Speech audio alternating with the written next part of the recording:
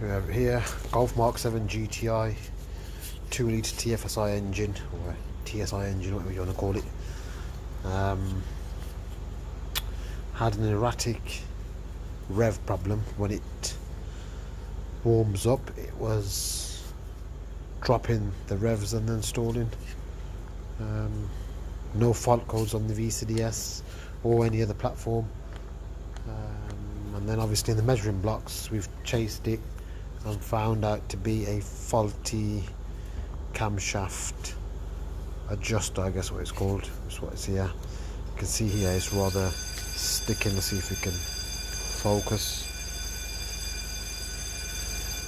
As it goes in, it just right there, so it's causing it to come off time.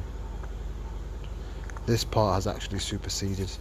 I don't know if you can be able to see the part number with a new part.